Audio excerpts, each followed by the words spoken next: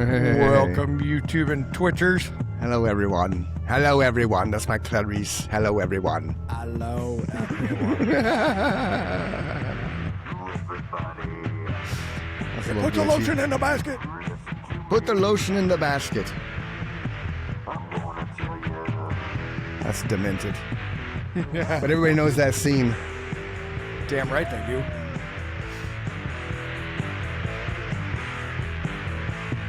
I wonder if Jodie Foster did the same thing on that movie set that she did on Stealing Home. I don't know. That's an interesting question.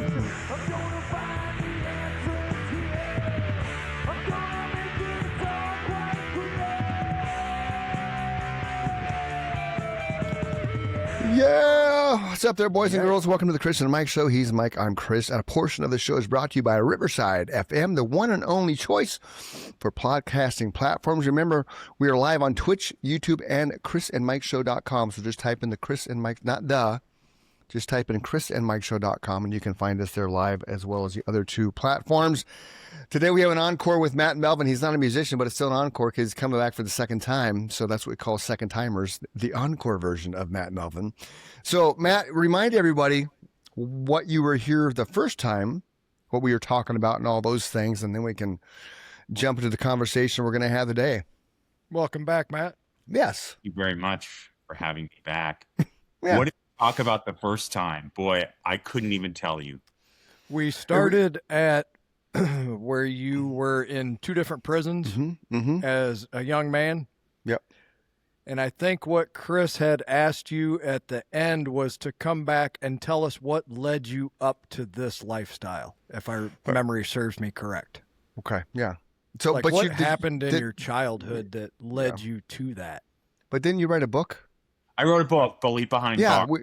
Right. We were talking that. Yeah. That's what I wanted. That's what I wanted to.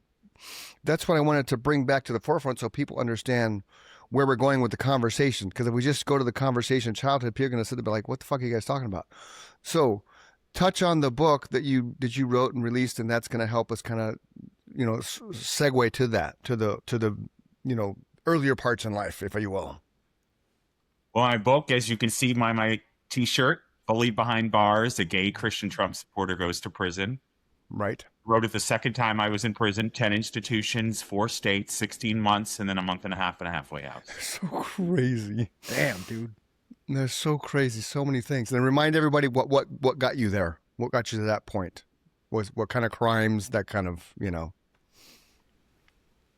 second time I was in prison is because I used other people's information to work because I couldn't pass a background check. Right. Identity theft. Correct. I remember that. That was interesting. Yeah. They didn't pay me my commissions, and I impulsively tried to sell one of their cars. That's right. I remember that. The one.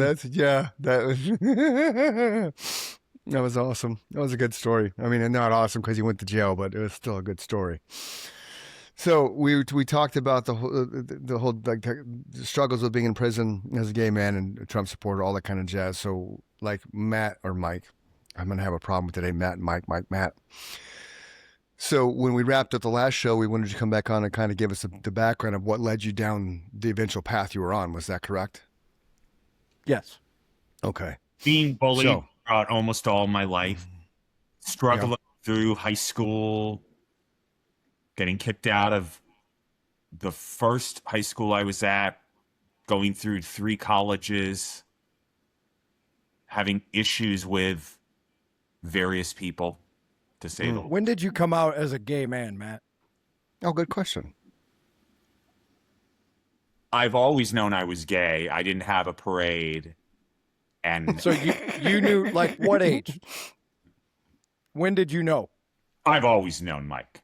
It's Just never as- been a question in my mind. As soon as you were a conscious human being, you knew you were gay. Yes.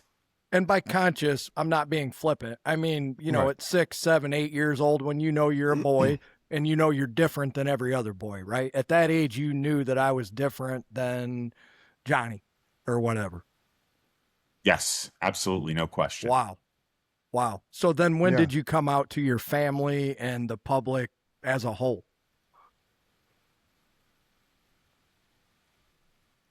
Right now? Well, that's a good question. I never put a sign out front advertising it.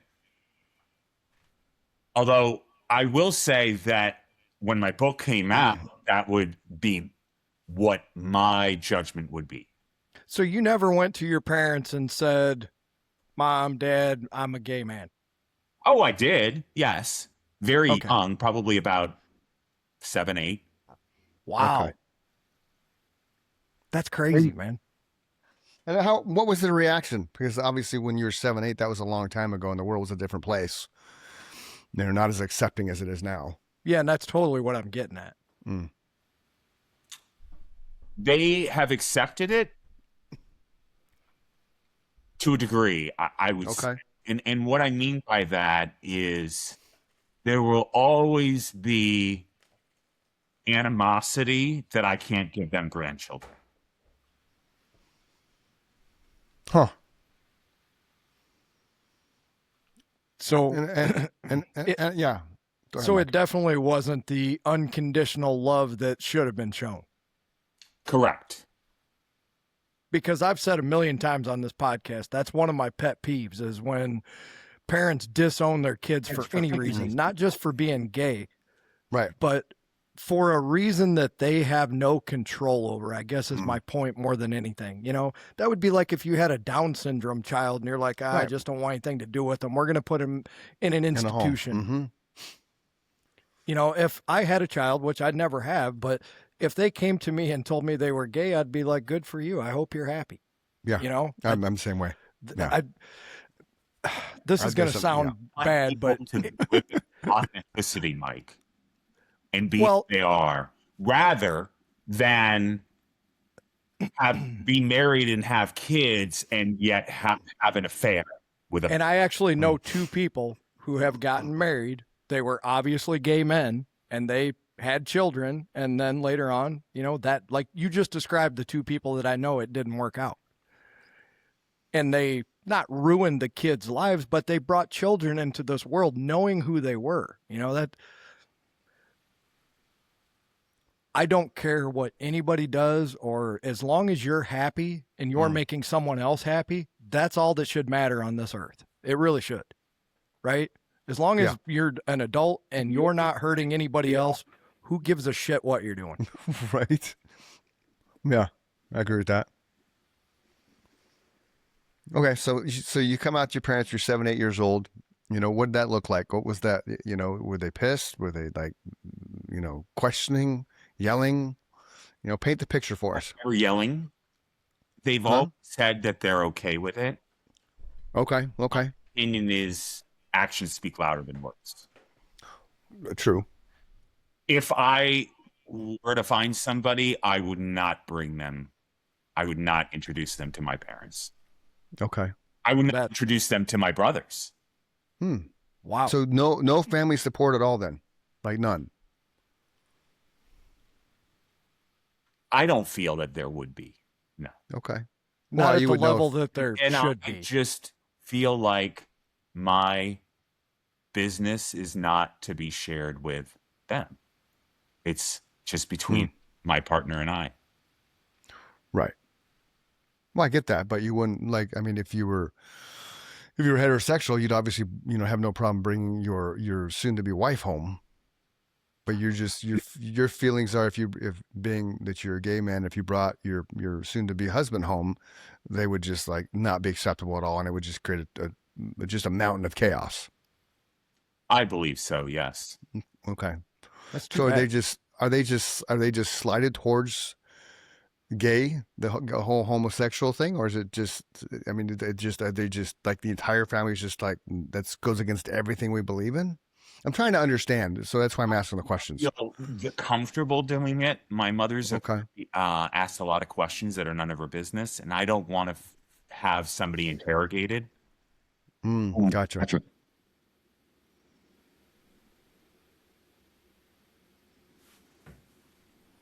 Okay. So talk about the childhood where you bullying and how it led you to the life of crime. No, it wasn't a life of crime, but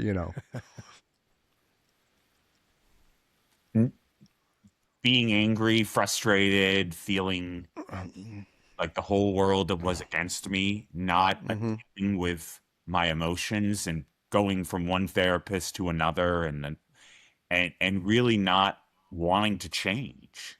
I think that was what it ultimately boils down to.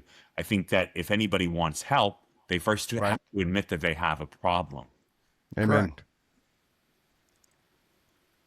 So what were you going to therapy for? To talk about being different, trying to fit in. I personally feel therapy is a complete and utter waste of time.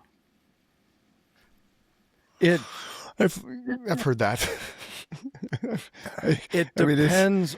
It depends on what you want to get out of it, right? So it's the same concept. I didn't have any goals, one. Two, I didn't want to be there. I was forced to go there as a condition for.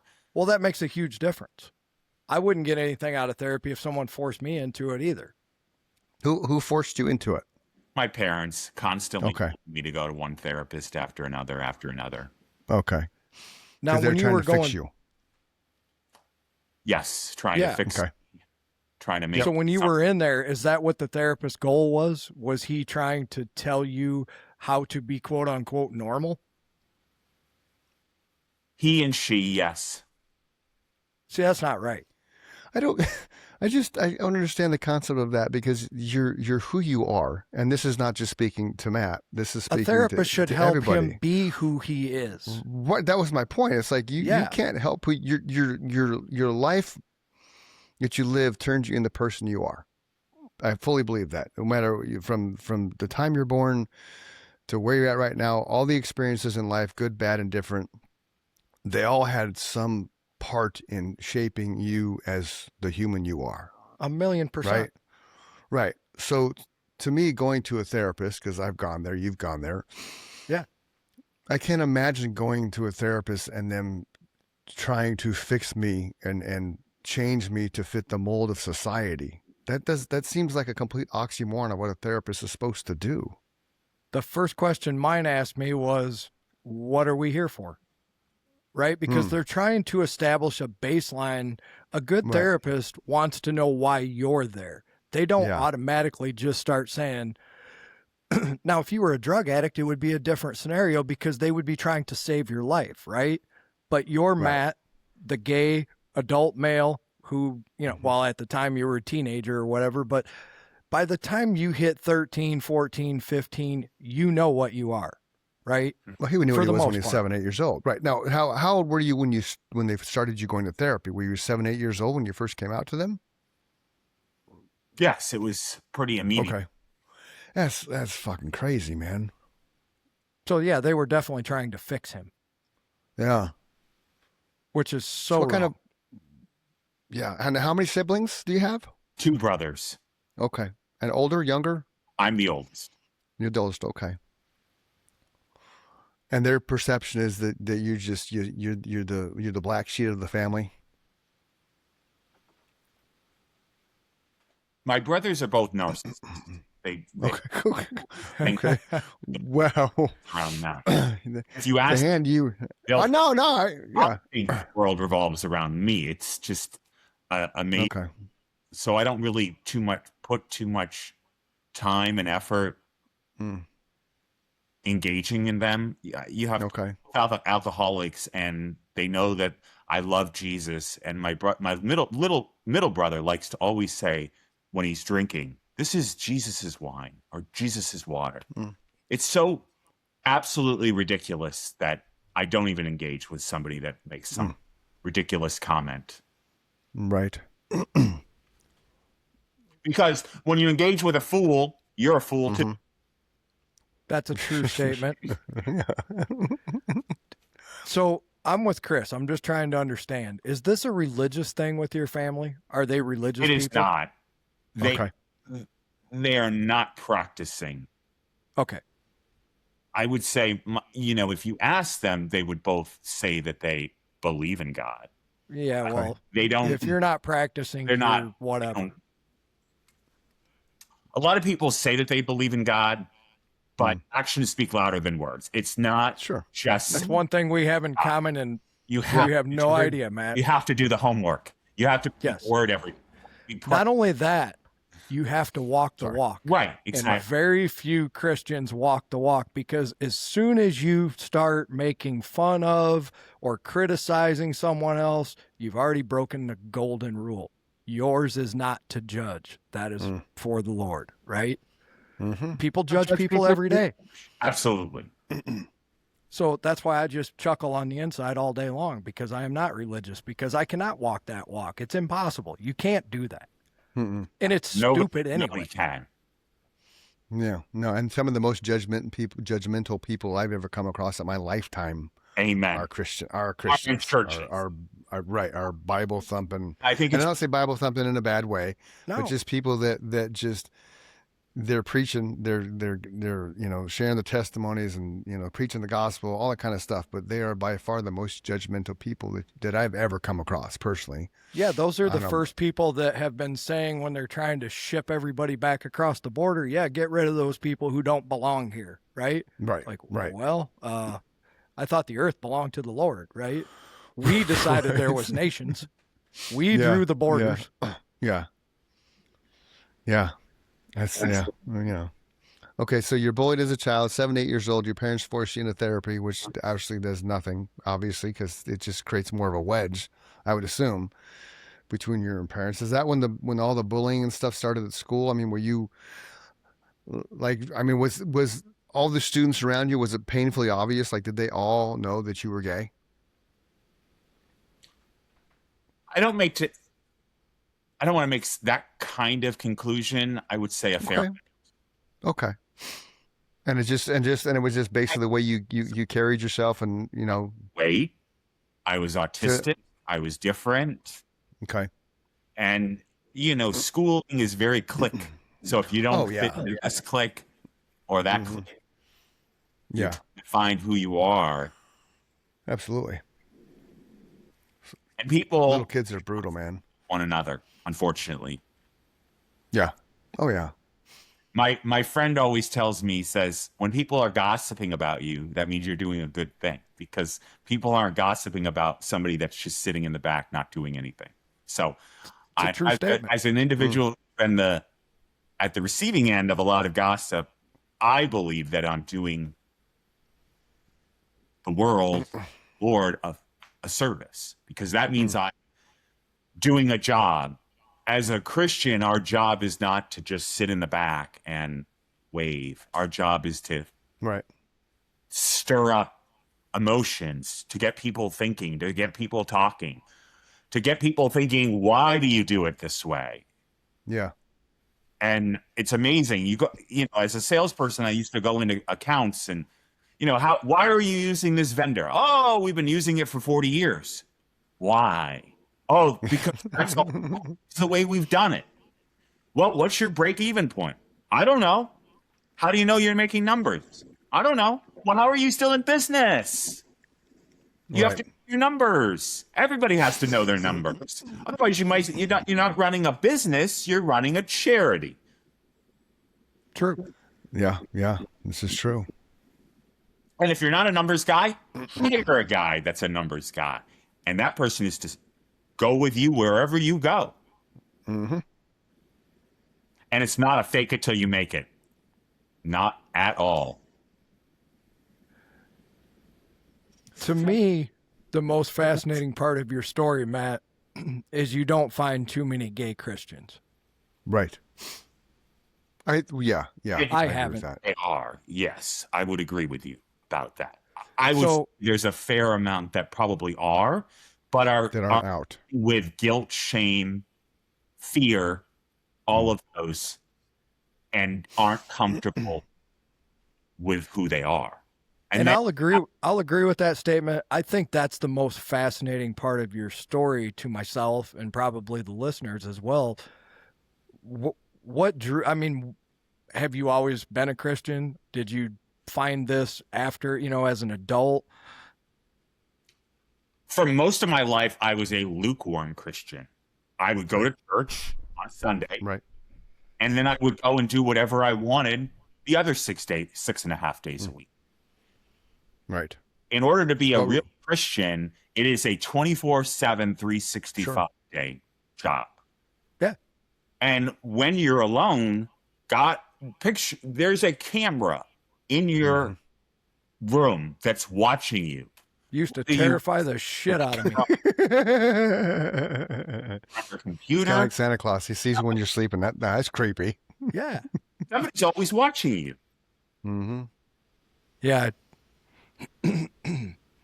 Yeah. I meant what I said. It used to terrify the shit out of me. I thought that was one of the parts of that whole. My mom's listening to this, so Hi, Mom. I gotta be careful how I say it. I'll just go with that was terrifying to think that someone was always watching you, but provided no benefit. And that's where she's gonna say, "Oh, well, he did this and did that, and well he should have left a business card." Yeah. No, I'm just not a believer in that whole thing, Matt. I think you get out of life what you put into it. There's 50 organized, recognized religions in this world. If not more. There's a these lot. are the there's a lot more, but these are ones that I'm going to say, people buy into and that they're fully funded and they have believers, right? We'll go with 50. Which one's right? All of them? None of them? One of them? Only which one? Correct. Yeah, well, that's right, where, and that's the thing. that's Who where I knows call which one's bullshit. what? Because you have Christians, Lutherans, Methodists, Catholics. They all claim to be the correct one. Yeah, now we've Jews. subdivided all the way Right. Christianity into another 50 religions. So guess what? None of us are going to know who's real until we die, and then by then we can't come back and tell anybody because we're dead. So how can the average person not sit there and hear that and say, you know what? I never thought of it that way. Mm-hmm. Well, I did. A million times. I'm like, how can my little Jewish friend be right and I be right? He doesn't even believe in Christ at all, right? He believes he was a man. He doesn't believe he was the Messiah. Right. So now little Billy's wrong too. And little Jimmy's wrong because he's a Buddhist. And I'm getting so confused because I prided myself on not being stupid, right? I like to understand how things worked. And religion to me was so fucking confusing. It's like, I can't figure it out. Well, that's because it doesn't make sense. Yeah. So and here's the other flip side of that coin. Here's a true story. Okay. I was a Young Life leader for years. And if you're not familiar with what Young Life is, Matt, it was a Christian youth group that was basically, we'd go into high schools and get the high school kids that were kind of just castaways, silhouettes of an outcast, I called them. And we'd come and we'd have fun and we'd be an outlet for them and we would talk about the Jesus, right? So it was all Christian faith based. I had a fellow leader whose mother passed away, and he was very adamant from the day I met him to the day she died that she was not a Christian, like just flat out. And because you're Christian, you understand the three elements of Christianity: accept, believe, and commit. Accept that Jesus died for our sins, believe in him and in the faith, and then commit your life to him. Okay. Me being the rip it off like a Band-Aid person I am, while the wound was still fresh, I approached this person and said, "Hey, man," and I wasn't trying to come across as a dick. I had a legitimate question. Like, you're a God-fearing human. Yep. You're walking the line with Christ. Yep. Your mom wasn't. Nope. Is your mom in heaven or is she in hell? Couldn't answer the question because he was stuck in that crux. Was she never did the ABCs, so in his eyes, for right or wrong, she's not in heaven. Now, if God is the being that everybody wants to believe that he is, this woman did no wrong. She hurt nobody. She didn't kill anybody. She was an alcoholic. She raised, a beautiful family, was a loyal wife. That's always my husband, example, right? Chris. Right? That same example right there. So is she cast into the bowels of hell because she didn't do the ABCs? And if you truly believe what you just said, Charles Manson on his deathbed could accept Christ as his savior and he's going to heaven, and that woman's going to hell. Right. And for all you Christians that are listening to this, what he just said and what I just said, if you read the book and you really believe the doctrine, that's exactly what's going to happen. Jeffrey you could Dahmer. be the best person on the planet. right? Jeffrey Dahmer. And you know where I'm going with this. Jeffrey Dahmer, when he got to prison, he was finally in prison and purged his soul of all the stuff he did. Rumor has it that he joined a Bible study, turned his life around, albeit in prison, and gave his life to God. Accept, believed, commit. I'm a walking Christian now, born again. And he was proud of that. Then he was, violently killed in the bathroom. Rightfully so. He's Jeffrey Dahmer. But if he truly did the ABCs, he's up in heaven. Okay. And because he's not my friend anymore, I'm an asshole to him. I've reached out a couple of times. He has wants nothing to do with me. Sorry. And I did apologize. Well, but it is what it is. It was, whatever. But so his mom's in hell, but Dahmer's in heaven. Manson's in heaven. So what you just described about right. Jeffrey Dahmer is what every Christian, so that's their example every time. Right. So where my example is Chris's example, I always use the example of a man or woman lives a perfect life. I'll use my mother as an example. If she wasn't a Christian, she means no one any harm. Right. Matt, if you walk through her door with me right now, she would say, "Hi, Matt. Nice to meet you. Are you hungry? I'll make you something to eat." Excuse the mess. Her house is immaculate.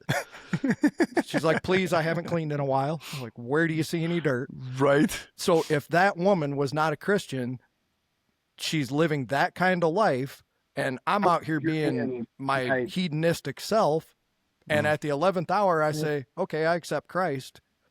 She never meant anybody any harm, did so much good to the world, tried to save everybody she could, and I'm out here being a selfish prick. And at the 11th hour, I accept Christ. Do you see where my disconnect in this whole story becomes? Oh, I understand what your disconnect is, but you have to believe in him in your heart, your soul. But people never look at the flip side of that example. And that is so important, is the person who lived a perfect life but said, "I don't believe in that nonsense."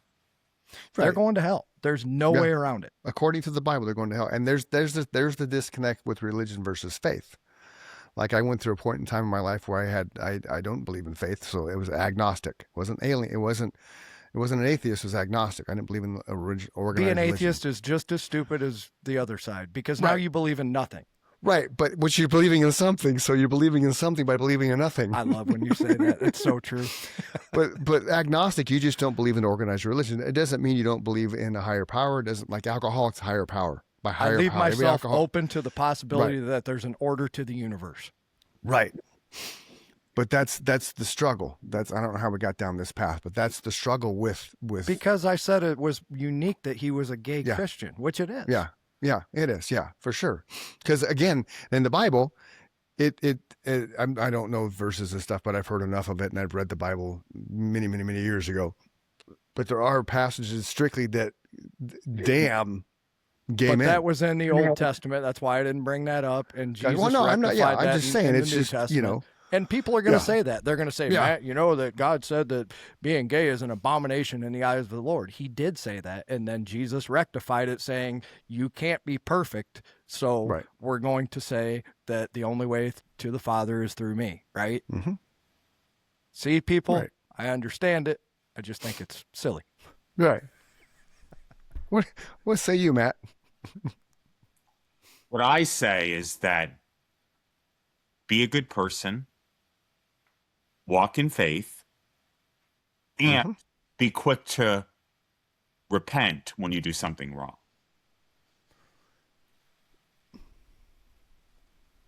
Explain that. Explain that. Well, for Catholics, you just go to confession, Mike. No, I want to hear his version. I'm just saying. I'm newly Catholic. You're killing me. I converted to Catholicism April 4th. So now you sit in a box and you tell some guy that supposedly talks directly to God your sins. Now, come on, it gets even more silly. Well, see, what's fun for me is because I did it when I was 56. So the baptism, we blessed our marriage. My wife's Catholic, Matt, and we've been together 31 years. So something that she's always wanted. So when I was baptized, man, everything was dissolved. I was a clean slate right there. So, now I have my sins are like I didn't go to church a couple of times, so I have to go confess that. I didn't go to sin. I didn't go to church, so I have to, do 5 Holy Marys. Okay. Yay. That's it. Gotcha. Right on. Woohoo. If I kill somebody, hey, Father, I just, I killed this guy because, he stole money from me. Okay. 20 Holy Marys and, Go spend some one-on-one time with yourself, meditate, whatever. Okay, cool. Woohoo. That's why you think mobsters are Catholics, because they know. To a guy dressed like a wizard. He's dressed John like Gotti a was a wizard. Catholic, man. Sammy the Bull was Catholic. Sammy the Bull, the Iceman, okay, he was Catholic. Richard Kuklinski. So all the people he killed, as long as they went to confession, absolved, according to Catholicism. Okay, so here's a question for you, because I feel like you're a good Christian, man. I'm totally serious when I ask you these questions. This is Matt, the God-fearing Christian. How do you explain the Jews and the Buddhists and the Hindus and every other supposedly accepted organized religion? How do I explain to them? How do you explain their beliefs? Are they all going to hell? It's not for me to judge anybody else. Right. But based on your knowledge of what God taught you, are they going to hell? Not going to. I don't do that. That's not my job to. So that's a good answer. But that's a true answer from somebody who has accepted, believes, and committed his life because he understands the dynamics of Christian. I couldn't agree with you more, Chris, and I'm actually going to give you a compliment, Matt. That's the best answer to that question I've ever received, and I probably asked it over 100 times in 30 years. Because most people are going to answer yes, they're in hell. Because they judge. judge. What's the worst answer, in your opinion, you've been given? I don't think there's a worst answer.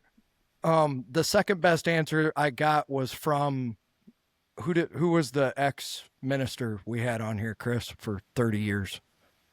Oh, I don't remember. There's just 204 people, man. I know, but your buddy's with him. He's on the chamber or some shit with you. He's now. what? I think he used to be or was on the chamber or sits on the chamber with you. Mark Young. Oh, yeah, Mark Young. Yeah, Mark Young. Yeah. Oh, the Rotary. Mark Young. Rotary. Yeah. He was the second best answer because he was a Baptist minister, if I remember right, for 30 years. Yep. And he said, if you asked me that question in my capacity as a minister, I would not. He said, I would have given you the boilerplate answer, which is yes, they're all going to hell, but I would not have felt good about it because even he didn't believe in his heart of hearts. There was just something not quite right about that story. Well, to think about it, though, I mean, if there truly is a God, right? Because every religion has a version of it. So let's all agree right now, and for this moment, for this discussion, there's a God. Okay, a compassionate, loving God. Okay. How could a compassionate, loving God send somebody to hell? Example, Mama K. Relax, Mama K. She's a good God-fearing Christian. But that's what I'm saying. But just if you're loving, compassionate, why will you allow? Prime example, out of the headlines yesterday, a woman in Glendale which took shots at her husband at a bar, then killed her 18-month-old son, and then her 10-year-old son, and then killed herself. Now, Christians, and you can correct me if I'm wrong, Matt, but I think I'm pretty accurate in this. Christians believe that we're hell on earth. This is hell on earth. We are walking through the bowels of hell. A lot of waiting them for Christ to come back down to save us, take us all, which Christ will not come back to the earth until every single soul has had the opportunity to accept or deny. Mike and I have talked about this, Matt, and the difficulty with that is, what is the actual age of purely understanding what God is, what Jesus is, and what Jesus did? Because every day more people are born. Right. So you have this gap so he's never coming back by that mathematical thing, unless all of a sudden procreation stops. And in 13 years, there's not a single child born across the entire globe. Then I'll get nervous. And then everybody can be like, okay, they've had a chance to accept or believe or deny that. And then boom, he can come back. Right? Because that's the thing. That's why you have all these churches and all these religions doing missions. That's all they do. The missionaries are just out there to spread the word, because they all believe in that for him to come back, everybody has to be able to make that conscious decision. I believe it. I don't believe it. Because then the rapture happens. When I was a kid, I had this really cool picture where the souls were flying, up in the air. And then you had the pagans, I think we called them, standing on the ground looking up at everybody flying away, and then it's 7 days? I forget. 7 days of chaos on earth or something with fires and all the things. Something like that, yeah. So yeah, I just, to me, if 7 it's years, not 7 days. 7 years, okay, years. 7 years. Sorry, 7 years. 7 years. So yeah, I just, if it's a loving, compassionate, caring God, why does he allow a mother to pick up a gun and fucking shoot an 18-month-old child who's done absolutely nothing in Why the is world there a to children's anyone? hospital 45 minutes from me where every one of those kids have some kind of weird, rare disease that they can't figure out what's going on? Because of the American diet. I'll agree with that. But I ask the same kind of questions, Yeah. man. And I know Yeah. you do too, Matt. And I'm not, my mom is she is the best Christian I know. She walks the walk, she doesn't smoke, doesn't drink, doesn't cuss, doesn't, get drunk. She's never done drugs. When she asks you not to do something, she's not a hypocrite, right? She's not done those things herself, and she would prefer if you didn't do them either for one reason or another. I don't begrudge her, just like I don't begrudge you for being a Christian. And luckily for me, neither one of you have, and Chris doesn't either. Nobody really looks at me as being bad for not believing in God because I explain myself so well, right? Music is my religion. That's where I found grace. My mom told me I would know when I found grace, and I looked for it for years. I was like, where is this? I realized I found it when I was 9 years old, sitting in my bedroom playing my guitar. That's where I was always the happiest. Still to this day, that's where I'm always the happiest. So that's my religion, right? That's what makes me not want to do any harm to anybody else. I don't feel like I've ever been threatening towards anybody. I would count myself as a person who's basically lived that life where the only harm I've ever really done is to myself. I don't mean anybody else any harm. Chris played in a band with me for years. I mean, I wasn't a tyrant. I just wanted to have a good time. I was the tyrant, Matt. Not really. No, not at all. I forgot our question. What was our question? My question, and he answered it, was, oh yeah, that's right. How does he explain the Jews and the Hindus and the Buddhists? And that was a great answer, man. It really was. That was a great answer. But that's the only Christian true answer. Right, but that's the only true answer, because if you truly are a Christian, you are not going to judge. And it's like you said earlier, Matt, you coined the phrase lukewarm because there is that reference, that's referenced in the Bible about being lukewarm, the lukewarm Christian, do as I say, not as I do. I was raised that way. Do as I say, not as I do. I would say 98.87% of all Christians are lukewarm Christians. I completely agree with you. It's so hard to walk that walk. It just is. It's impossible. It really is impossible. You can't be perfect. It's impossible. But that's where Mama Kay's screaming, that's what Jesus is for. And that's what Matt's saying too, right? Right. You have to believe, you have to have faith. I get that part. I do. Yeah.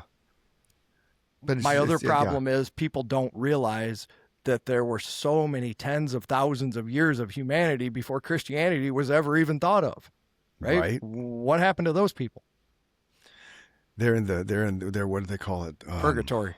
Yes, purgatory. There you go. I should have known that because I just learned that. They're in purgatory. They're hanging out. Yeah, Catholics got an answer for everything. They're the ghosts, man. That's not at all. You will not find purgatory at all in the Bible, folks. I know. That's a Catholic thing, man. They got an answer for everything, dude. We went through the OCIA classes, and they were educating us and stuff, and that's some of the stuff I just couldn't wrap my head around. Like they took out the word begotten, like in John 3:16, God gave His only begotten Son, right? They took the word begotten out. I'm like, you can't take a word out of the Bible, man. So there's the other thing. That's the part I don't care if it's missed. a new version. You can't take that out. Is that Hebrew does not translate to English. Right. So basically what you're reading in the King James Version is what those priests on that council decided they wanted you to read. How's that from on the God? big parchment paper? Yes. Right. On the big parchment paper. The Jesus had the board of directors. So Jesus dies, and then he comes back to life and then bails. He goes to heaven, sit next to his father, right? Then how many years later, like 400 years later, they decide they're going to write the Bible?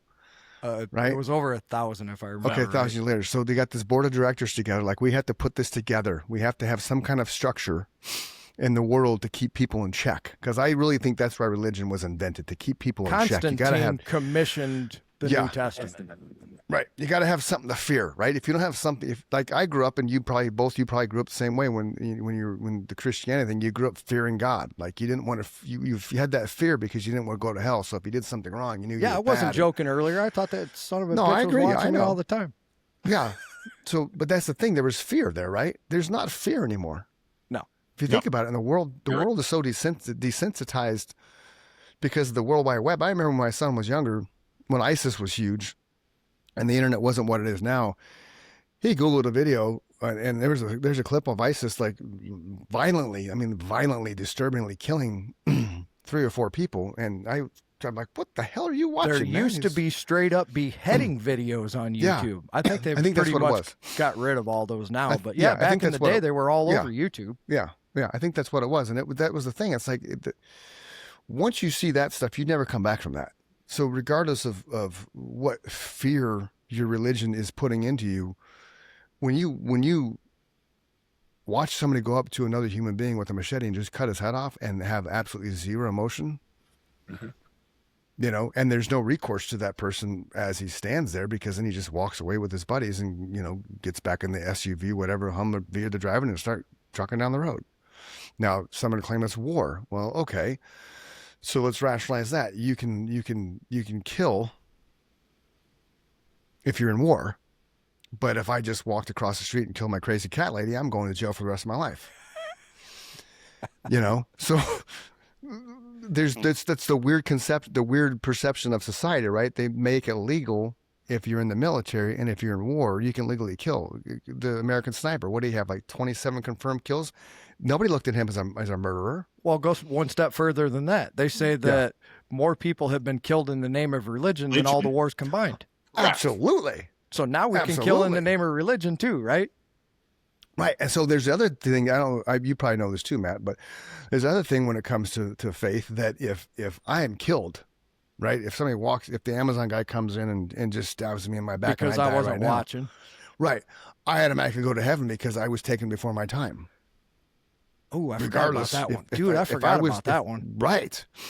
Regardless of what my stance is, if I'm killed at somebody else's hands, I'm going to heaven. Because you were struck down like everybody before that Dahmer your time. killed, regardless if Dahmer's victims were Christians or not, because Dahmer took them off this planet before they were supposed to go. Same with Gacy, same with Robert Ramirez or Richard Ramirez, all those serial killers that we talk about. According to faith, they're all in heaven. Struck down before your time. It's just a weird thing about it, man. Say it again, Mike. Struck down before your time. Yes, struck down before your time. But who knows your time? That's what I'm saying. Like there's That's a lady the example that you just painted was I'm driving along on the freeway and bam, a truck's going the wrong way and hits me head on. I didn't see that coming, right? So, but I get a free pass. Right. But but it's free will, right? There's a 25-year-old mother who was just killed because she was on a motorcycle and she turned on the arrow, and the car coming across from her thought the green arrow was for him and it wasn't. So he ran the red light and killed her. She died at the hospital. So was she supposed to die there? Was she supposed to be there? That's the whole circumstance of time, right? Like if she left a minute earlier or a minute later, would she still be here? That's the whole Final Destination. That's how right. those movies. I love those movies. Like this chick the other day, I read an article. She was at a picnic outside, a park outside, right, eating lunch, and it was windy, and one of those umbrellas lifted off and impaled her, killed her. And I told Nikki, what are Final the Destination chances? moment. That's it. So let me tell you this, and this will blow your mind. This is how 180 my mind works versus anybody else's. I never get upset when I get held up somewhere anymore, because I always think to myself, there's a reason that I'm stuck here, right? True. I'll just go with that. Yeah. That's how I let it not bother me. You were impatient. That's what you're saying. Yes. Yeah. Horribly. So what would you do? Like, would you honk your horn? Would you get out and start yelling at people? What would you do?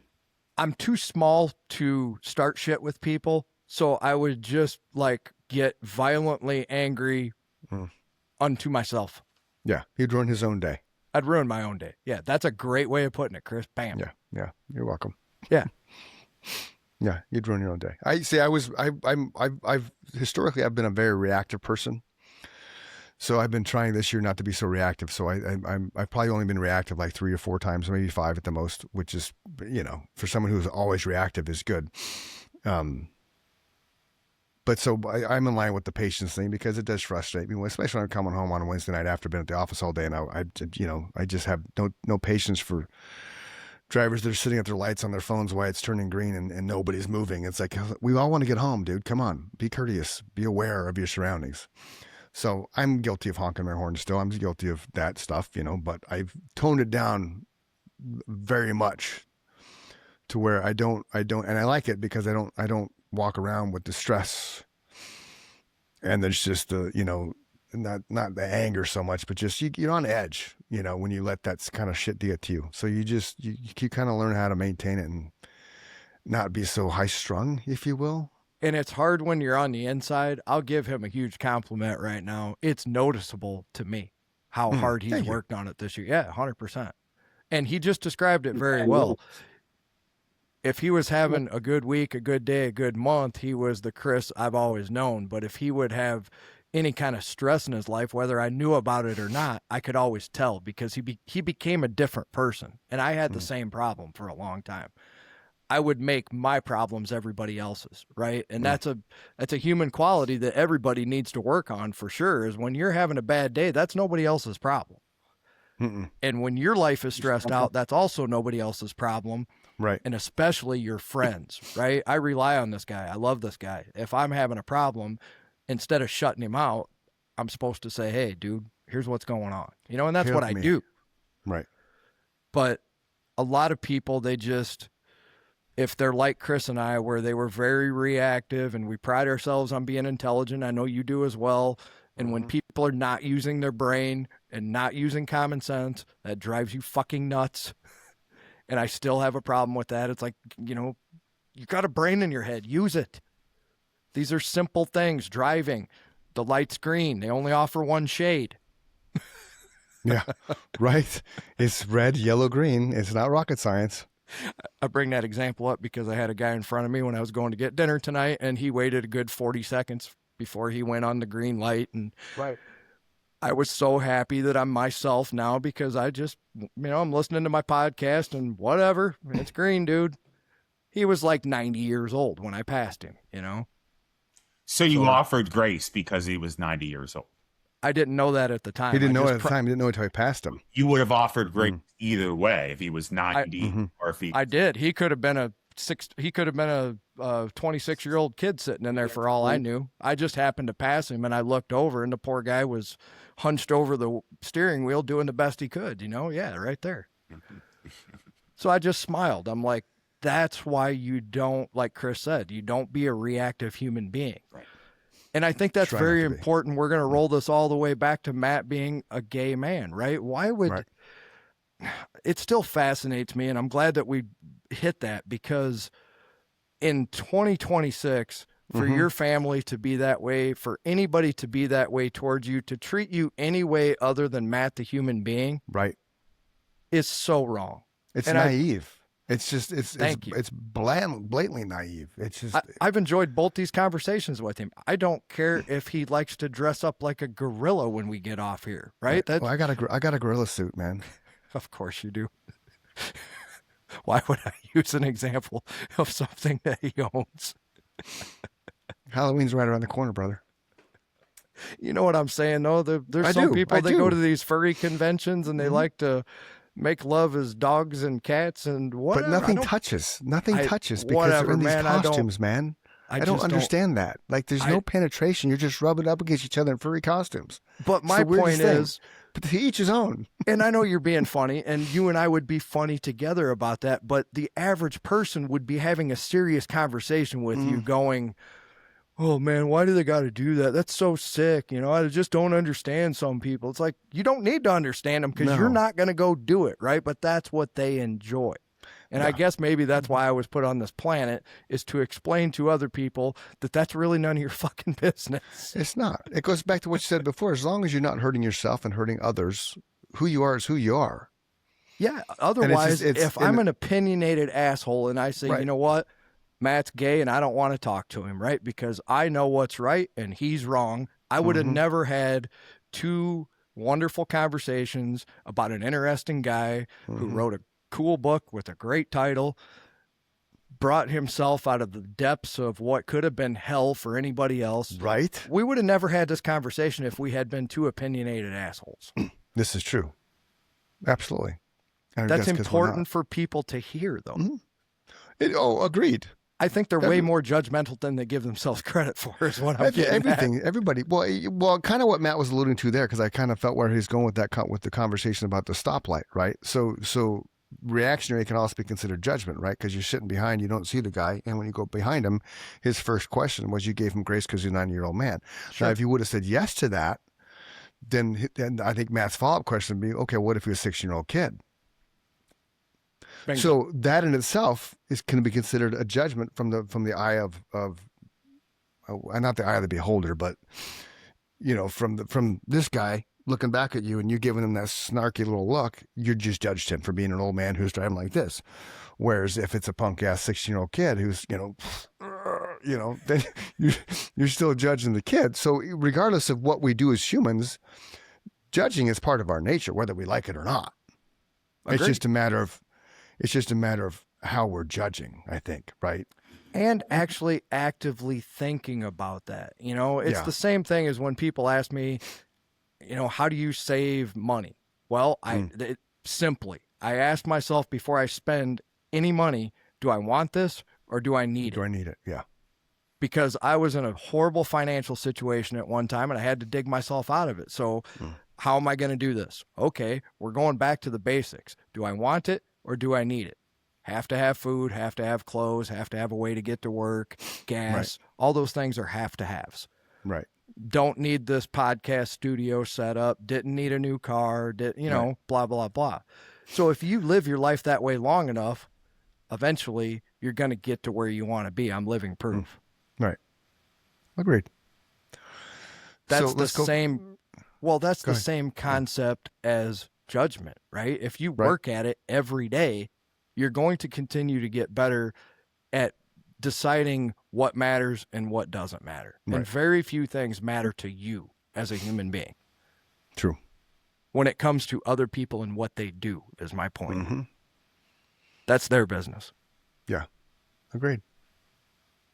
So back to Matt. You're bullied as a kid. We got on this whole tangent for like 20 minutes. You're bullied as a kid, as young as 7, 8 years old. As you continue getting older, you're continuously going to therapy, forced by your parents, right? That doesn't stop, I'm assuming. No? No, it didn't stop. Okay. So it's like you go to this one, that didn't work. Okay, now try this one. Kind of like I forget what it's called, but I'm sure we've all three have seen, the gay conversion stuff. Like, oh, I'm going to send him to gay conversion camp Pray because the that's gay going to away. fix him. Yeah. Okay. Yeah. That's going to Yes. fix him. He's going to. About an individual that called himself a gay cure pastor.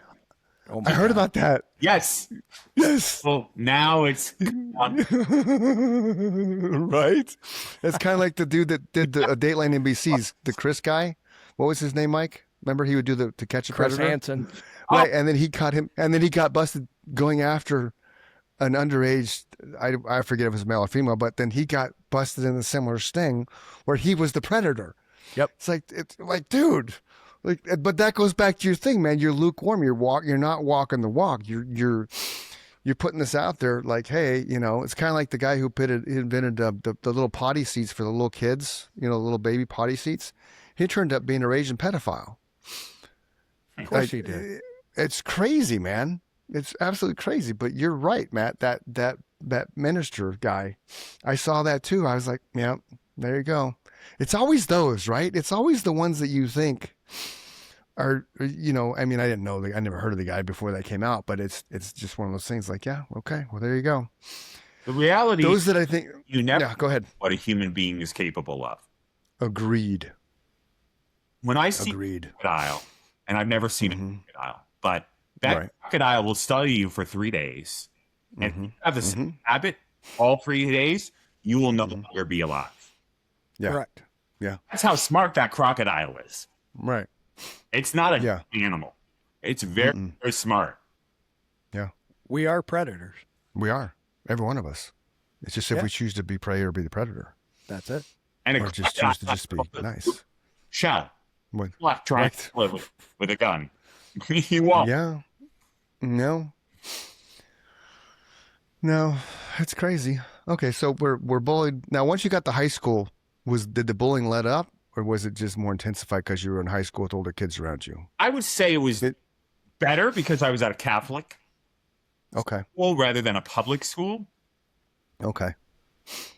How was the perception of being Catholic, being a gay Catholic in a Catholic school? Should have been fine because they got a lot of gay priests. But they're closeted, man. You didn't know Father Dan was diddling the altar boys until Father Dan got in trouble. I was going to say, and they like him a lot younger than Matt is right now. And then they move him, 6,000 miles away because the problem's going to be solved. Sorry, Matt. Sorry. No, yeah, but okay. So now you're going to Catholic high school. You're a gay teenager in a Catholic high school. How was that? I mean, was the struggle still real in that environment? I would say yes. It's always been a struggle to fit in, to find my tribe. Yeah. And because I didn't love myself and I allowed other people to take advantage of me. See, now that's that right there. You didn't love yourself. So what was it that made you not love yourself? Was it the parental aspect? Was it the siblings aspect? Because obviously there was no real love at home because they were trying to change you. And to me, if somebody loves you, they're not going to try to change you. They're accepting you for who you are. Good, did that cause you a conflict in your mind, Matt? Yeah. What he just described? I would say there was definitely a conflict, yes. I don't know how there couldn't have been. Yeah. Yeah. I'm putting myself in your shoes as I do a lot with our guests while he's talking. And I'm like, man, if I'm a pretty strong-willed person, but when you're a little boy and they start trying to condition you, it's real hard to fight against that. Yeah. How do you fight against that at 7 years old? You can't. Chris knows he got kicked out of his own house when he was 8. So he can. No, I was, yeah. He can attest to, he understands how you feel. That's what I'm saying. So the mindset, I can remember my mindset then. So I just I can't wrap my head around that. I mean, because that to me, when you're that age and young, like my grandson, little man now is 6. So he's like getting to that point, right? When you're that young, your entire world is your family. Like that's it. You know nothing else. So to have them just automatically in that way, whether they said it or not, they're telling you you're not accepted. You're going to this therapist and they're going to fix you because you're broken. Yep. So you're 7 years old and everybody around you and your family is telling you you're broken. So I don't know how you really didn't have more of a dark life than you've had. I mean, kudos to you for turning around. But here in this side of your life, I mean, that's insane, man. I've tried forever to write this song called Broken Feelings, and I can't pin it. I can't get it together in my head to put it together. It would be an epic, like a strange song if I could ever put it down on paper. You know that, Mike. I've worked on that for years in Nemesis. Keep going. But it's one of those things that when you're broken, it's the hardest thing to fix yourself because nobody around you is supporting you. They're all telling you you're broken. That's why I asked that question, because now you're on your own. Yeah. And that's deep, you're on your own. You're on your own with only half your mind, because half of you is Matt Melvin, and the other half is what my mom and dad and the therapists and the church and everybody else want. My brothers and my friends and the bullies. That's what they all want me to be. They want me to be something different, but I'm not that person, right? Oh my God. I never looked at it like that, with the struggle of being that young and being gay and then having an entire family ostracize you because you don't align with their beliefs, and then force feeding you into therapy year after year. They were fixers. They were trying to fix everything. And I have some people in my life today that's what they try to do, not necessarily in the aspect, but they'll try to fix my problems. And it's always a red flag when somebody's trying to fix you, because there's something in their life that's going on that's causing them to want to fix you. Bingo. Yeah. Thus the preacher, the minister that got busted for diddling a 14-year-old who was... Exactly. Yeah, exactly. He's hiding his demons behind the door and telling... Right. And then living a double life. Yep. telling the world, I'm here to fix, I'm here to help, I'm here to help. By the way, little Johnny's tied up in my basement, I'll see him later. Fucking assholes. I have no tolerance for pedophiles. No, Me either. Zero. And they caught it. Zero. There's a new show, Predator Hunters, and they caught an officer. And I've heard about that. I'll have to watch that. He's like, were you so the same people that investigate are going to investigate him. Mm-hmm. The amazing thing, he's like, oh, well, I know how the process works, but it's amazing to me how differently they treated him than a typical suspect. Sure. He knew the whole process. Sure. Now, were you the one? Because we had another guest on the show that spent some time in prison. So I don't remember who made the statement, whether it was you or him. But pedophiles in prison are kind of left alone. No, both of them. Not. Absolutely. Okay. Oh, we must not have asked him. Huh? We must not have asked him. That was Don that told us that. Yeah. Yeah. So in our friend Don's experience in the world that he was in a different, I forget, he was somewhere, I forget where he was, but they were treated differently because it was a general population thing. So I think it was more of a fear, like leave them alone type, because they're whack-a-moles. But I don't know. It'd be, we'll have to, he's coming back on the show. We can ask him that again. So in your experience though, when you were in prison, pedophiles, they were treated like pieces of shit, like they should be. Not as bad as they should have been. So what happened with me was I would be placed in this so-called mental health unit. Right. And it would turn into be a sex offender protection unit. So what would happen is that I would be labeled as a sex offender, and I'm like, right. You're not a sex offender. Right. You're just gay. There's a difference, boys and girls. Gay does not mean you're a sex offender. Gay does not mean you're going out there and diddling little boys and girls, okay? Gay just means you're gay. Most sex offenders are male, white, and straight. Correct. Yep. You're not going to find too many gay pedophiles. Well, fact, John Wayne Gacy said he was bi. So, he was white. Him gay. And right. he was straight but bi. James confused. An exception. Jeffrey Dahmer was an exception. I mean, there's but Jeffrey Dahmer was gay. Like he openly admitted that he was gay. Right. And Jeffrey Dahmer's thing, if you know anything about, you might gonna have stupid knowledge about this shit. Dahmer just needed that. He had that void. So when he got the mannequin, when he stole the mannequin, I think that would have solved his problem.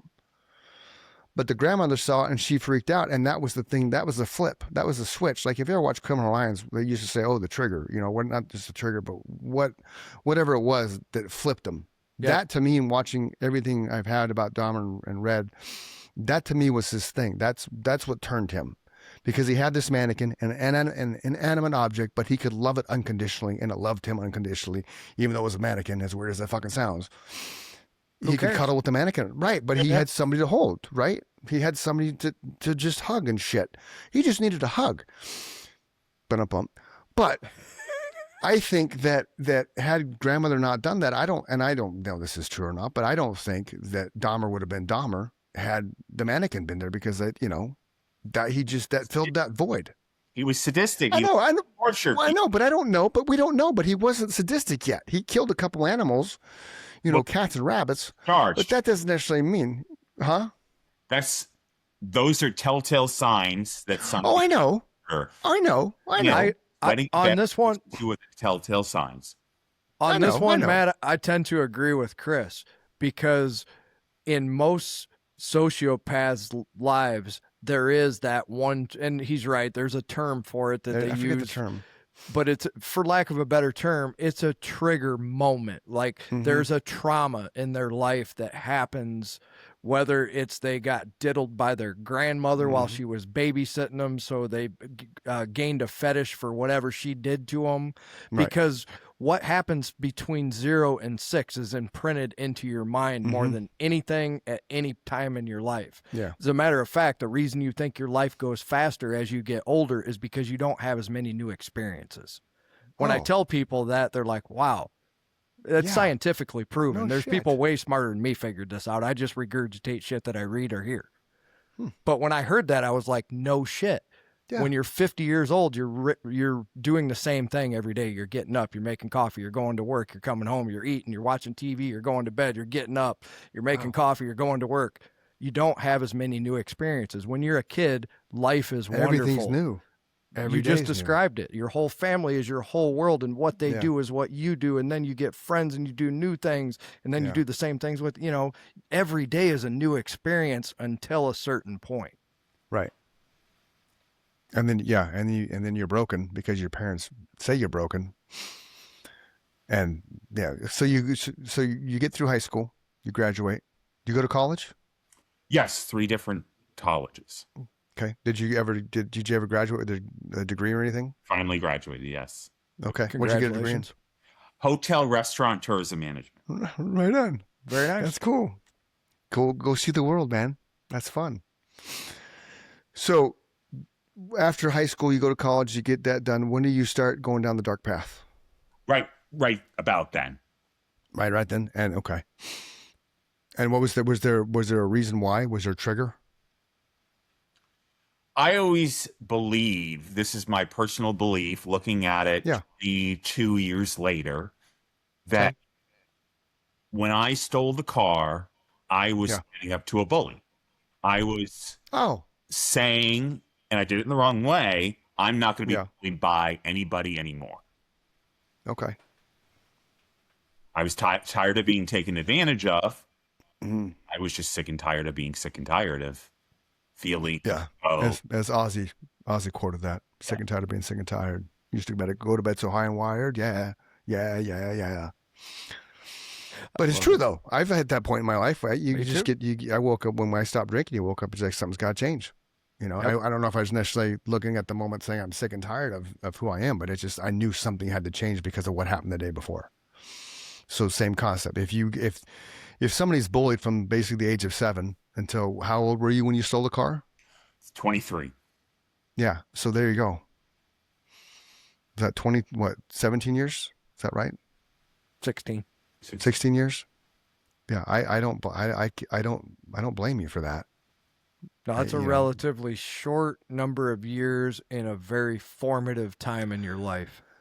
Very much so. Formative time, and it could have went the other way, right? It could have went Columbine because there's all that now. I mean, thank God, knock on wood, we haven't had a lot of those incidences anymore. But the strategies that happened 15, 20, 30 years ago, all of them were kind of the kids involved in that were behind the weapons. What were they? They were outcasts. They were bullies. They were shunned by the fellow students and teachers, and my wife's a teacher, so I hear the stories of kids and how they're bullied, and it's mind-boggling. And the other thing that they have in common, and this is coming from people, again, way smarter than me, when I'm talking on this podcast, I've heard from doctors that most of them were on some kind of medication, an SSRI drug or anti-anxiety, antipsychotic. I've been on those medications myself, and I can tell you from experience that what they do better than anything is cause you not to feel anything. You have no highs, you have no lows. So what are you? You're indifferent. You're a zombie. Yeah. You're indifferent to almost everything around you. And that's why I had to get off it. I finally, like Chris said, I finally woke up one day, even being on those, thinking, and they did help me. They got me through a very, kind of rocky time where I was newly sober, and I could have easily went the other way. So I credit them with helping me through a certain point. But there was a day I woke up, I'm like, I don't feel anything anymore, right? I'm not happy. I'm not sad. I'm just indifferent. So if you're indifferent and being bullied, now what are you? Yeah. Dangerous. Yep. Yeah. Yep. Well, that's what I'm going back at with you, Matt. You just stole a car. I mean, you stole a car, granted, but you just stole a car. So it wasn't like you didn't have a kill list. You handled being bullied, and I would say, the most safest way possible, because you just stole a car. It's a good right. point. You didn't drive the car through the dealership or drive the car through the guy's house with the intent to harm him. Like that one chick that just got in trouble for running her car into 100 miles an hour, brick wall, killing her boyfriend. Right. Like you That's dealt with how you commitment. dealt with it, good or bad. It helps define you who you are as a human being, and you wouldn't have been able to write the book and be where you are in life right now without those experiences. So, and I do see that when I was Googling you, I do see you're out there now doing speaking, teaching, speaking engagements of teaching kids how to cope as opposed to, so that's good. That's Make a awesome, difference in man. the world. How often are you doing that, Matt? Oh, I want to speak all the time on autism. Talk to Right parents, on. Yeah. get kids off of video games, TV. Mm, Anything that is isolating is not healthy. yeah. No. Watch Agreed. you eat. Agree. Yeah. You know, Oh, absolutely. an activity like swimming, dancing, gardening, Learning to cooking, play an instrument. Playing an instrument, instrument, running, Yeah, start preaching that. We need more drawing. drummers and bass players in the world. Yeah. Art, welding. Use your hands, man. Use your hands. Yeah. Which then you have to use your mind when you use your hands because they go together. So what's on the horizon for Matt Melvin? completely. Yeah. I mean, What's Discord on? is one of those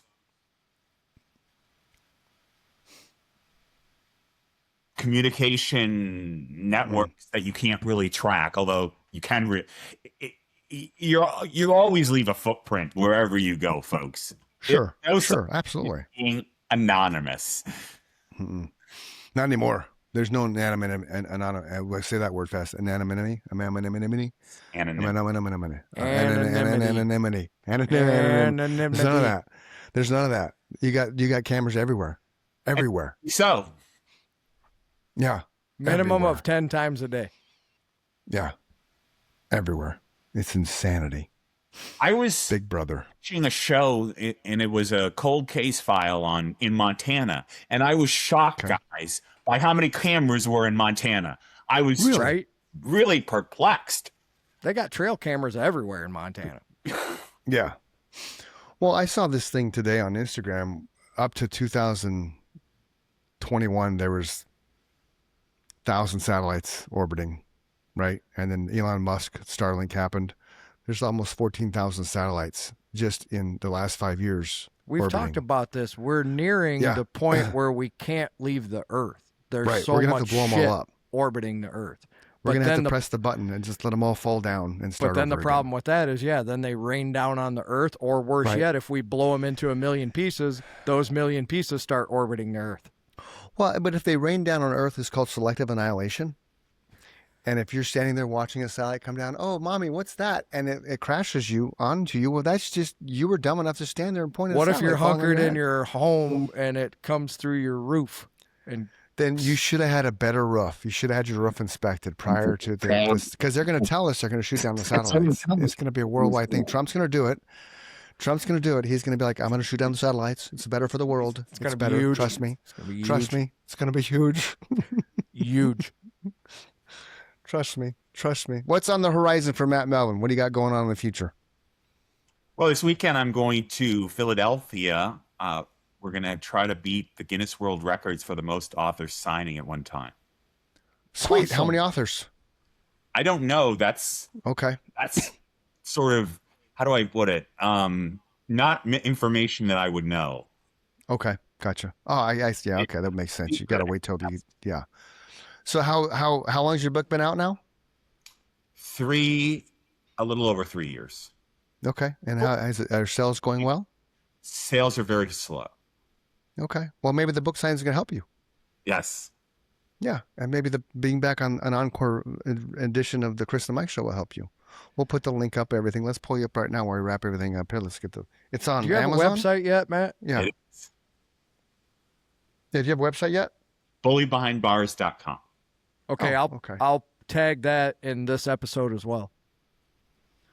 Bullied. There it is. We must have looked up before. Oh, no, I was on there before. Yep, there it is. Okay, I'm going to share the screen. Screen share. So there it is, boys and girls. There's his book. You can click the button to purchase it. You can read an expert. You can find him on the socials right there. All the socials. This is Instagram. In case you've been living under a box, Instagram, Facebook, Twitter, which is now X, and Amazon. And this is how you connect with him, right? You can email him. There it is, bulliedbehindbars@gmail.com. Have him come talk to your class. Have him come. There's lots, like in Arizona, there's a couple of schools that are dedicated to autism. So I don't know if that's like that in where you live. Here's some other stuff he's done. Are these speaking engagement stuff? Oh, look, the Chris and Mike show. Hey, look at those clowns. Yeah, right? There you go. I like it. Yeah, I like your website. That's cool. Yeah. Yeah, very nice website, man. Good job. A lot of our guests that come on, man, they don't have websites. It's like, come on, you need to have something to promote yourself. Yeah, because I like to link those to the actual episode. Riley is. Say again? Dr. Forbes Riley. I do not. She doesn't have a website, and she's done $2.5 billion in sales. Holy shit! Well, she shit. doesn't need a website, then, Matt. Yeah, it's word of mouth. We need a website. You need a website. She does not need a website. Right. Once we have 2.5 billion followers, we don't need a website anymore either. Now we'll ditch it. We'll ditch it. We'll move along. So that's. Whoops, where'd I go? Did I back up? Okay, you still see the email? Okay. We're just in the gallery. So there's your gallery. There's all the things he's done. All the things he's done. All the people he's met. Again, this is it's not behind. It's bulliedbehindbars.com. So by all means, go check it out. These are all the links up top. This is the author, about the author. This is way back in COVID day, Matt. It was. Yeah, COVID day. How was prison during COVID? But that sucked even more so. Prison during COVID, I'm sure it was. Oh, okay. Okay, good. Yeah. So there you go, boys and girls. Go purchase Matt's book, bulliedbehindbars.com. A gay Christian Trump supporter goes to prison. It's fascinating. If you didn't listen to us when we was on the show the first time, episode 165, as we just saw graciously by him showing us on his page, which is fun. Go back and listen to that one. Right. So again, just click purchase right here. You can purchase his book. You can help support him as he goes and does all his things, and he's trying to make a difference in the world for people that are not only autistic but happen to be gay, that don't need to be broken, because they're not broken. They're who they are. And if the world had a better understanding of that mindset, I think we'd have a lot less hate and violence and chaos and. Yeah, love people for who they are. Exactly. People are people, man. Depeche Mode said it best. People are people. Why do we have to get along so I don't know. foolishly? I just mean that people are people, man. But it's true, though. You know, we're all God's creatures, boys and girls, whether you believe in him or not. That was pointing at Mike. Mama Kay's going to love that. Yeah. Hey.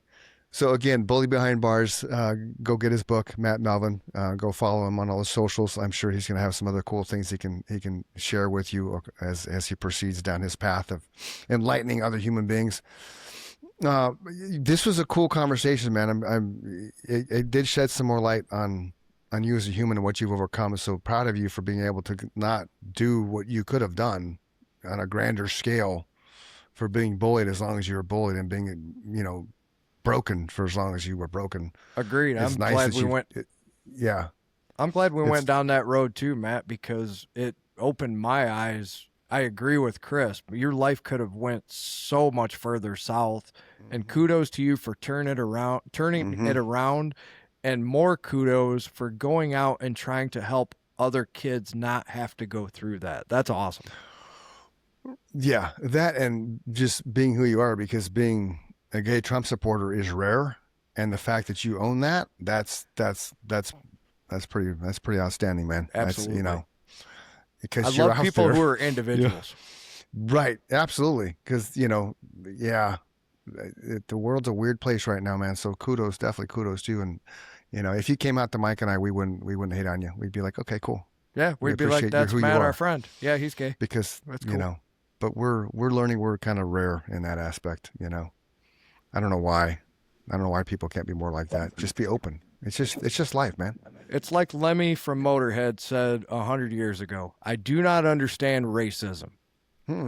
How can you judge a person simply based on the color of their skin? Can you not, with your own brain, determine who's an asshole and who's not? That's all you got to do. It's the same thing with sexuality. Doesn't matter if you like having sex with snails. I don't care. I think you're a cool dude. I'd go have a beer with you any day, man. Now, aside from the high school teacher who just, or maybe it was a senator who's gotten in trouble because his wife picked up the security cameras and having sex with a family dog, that's got another place. You got to go away from that. Don't have sex with animals. Not when you're someone's mother. If you want to have sex with animals, don't be someone's mother. Right. What's that, Matt? Not with kids either. Right. No kids, no animals. Yeah, it's strictly said no one's mother. Right. I mean, if you think, no one's mother. Yeah. Not, watching these shows in 2009, 2014, there were so many chat rooms. And what happened was it opened itself. I forgot about that. Child molesters. Yeah. I forgot about those. It was hard to meet people. So it's like a word because Craigslist is pretty much gone. And that's because of all the human trafficking that was going on with it. That as well, yes. Yeah. That's crazy. I never thought about it. I mean, I remember the chat rooms. I was never big in chat rooms. I would go into chat rooms for writers and poets and things like that, but I never thought about the dark side of that. Oh, yeah. That's crazy. Yeah, boys and girls, just don't hate on people, man. Love everybody. Even if you don't like them, be nice to them because they're humans, just like you. Yeah, you don't have to be friends with everyone. Just be nice to them. Yeah. And we all start the same and end the same. And if you move the letters around in silent, it means listen. Oh, that's brilliant. We're going to end on that because that's brilliant. The Chris and Mike Show. I'm Chris. He's Mike. That's Matt Melvin. BullyBehindBars.com. Go check out his book. Support the man. He's doing good things. Until next time, if you're feeling suicidal, depressed, anxious, whatever it is, if your mind's not right and you feel like you're going to take your own life, don't do it. Go find somebody to talk to. If you can't, go for a run, go work out, go journal, go scream in a pillow. Go outside and just scream, top of your lungs. It's very cathartic. I've done it before. Me too. If none of that works, text 988. Somebody's there standing by to help talk you off that ledge. Do not leave a hole in somebody else's heart because you choose not to wake up tomorrow, because you will impact them in ways that you can't even fathom. Be here. Tomorrow's a better day with you in it. For the Chris and Mike Show, again, I'm Chris. He's Mike. Love you, brother. Matt Melvin, thank you so much for your time again. Appreciate you. Love you. Love your story, man. Love your journey. You've come a long way since being a 7 years old boy who was broken. So be proud of that, man. Be proud of who you are. We are. Love you too, brother. Peace. Thanks again, Matt. Appreciate your time. Bye, everybody.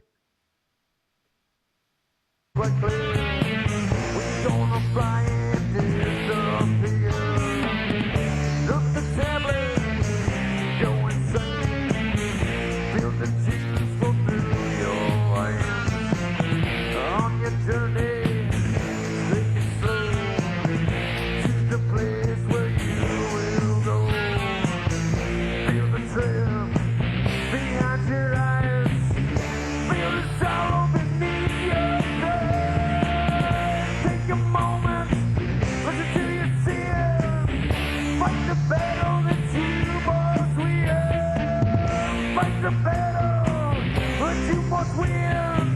Who is it, baby?